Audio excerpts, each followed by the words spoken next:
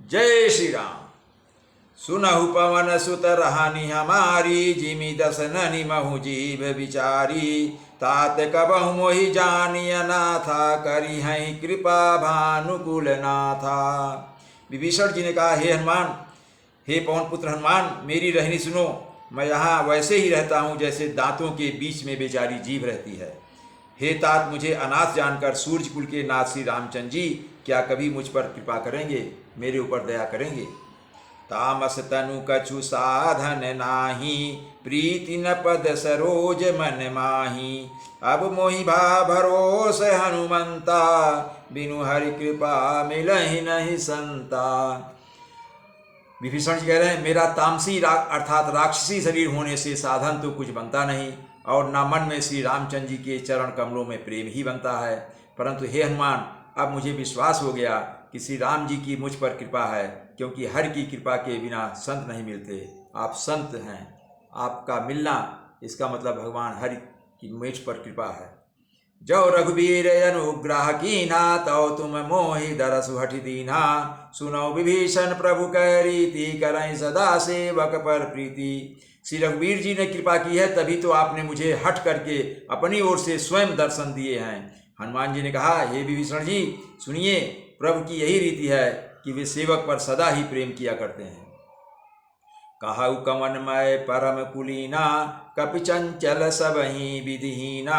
प्रात ले जो नाम हमारा, ते दिन ताहि न मिले आहारा। हनुमान जी कहते हैं, भला कहिए मैं ही कौन सा बड़ा कुलीन हूँ?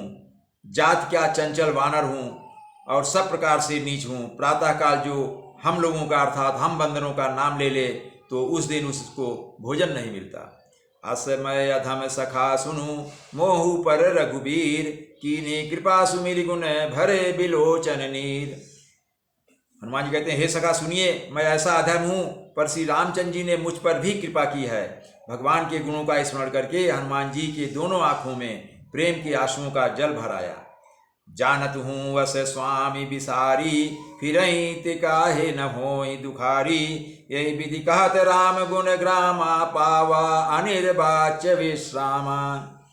जो जानते हुए भी ऐसे स्वामी श्री रघुनाथ जी को भुलाकर अर्थात विषयों के पीछे भटकते फिरते हैं, वे दुखी क्यों ना हो। इस प्रकार श्री राम जी के गुण समूहों को कहते हुए उन्होंने अनिर्वचनीय परम शांति प्राप्त की। पुनि सब कथा विभीषण कही, जय विधि जनक सुता तह रही। तब हनुमंत कहा, सुन भ्राता, देखी चाहूं जानकी माता।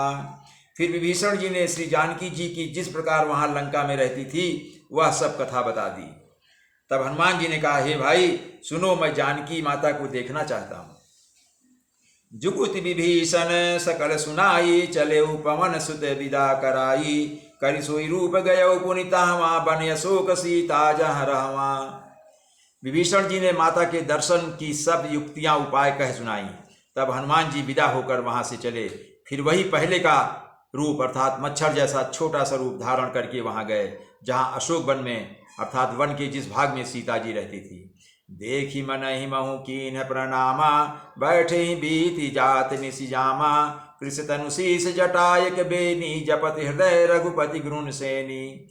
हनुमान जी ने सीता जी को देखकर मन ही मन उन्हें प्रणाम किया। उन्हें बैठे ही बैठे रात्रि के चारों पहर बीत गए अर्थात पूरी रात बीत गई। शरीर दुबला हो गया था, ऐसा देखा कि सीता जी का शरीर दुबला हो गया है। सिर पर जटाओं की एक ही वेणी, एक ही लट है।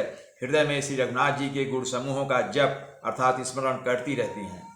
निज पद नयन दिए मन, राम पद कमल लीन। परम दुखी भा पवन सुत, देखी जानकी दीन।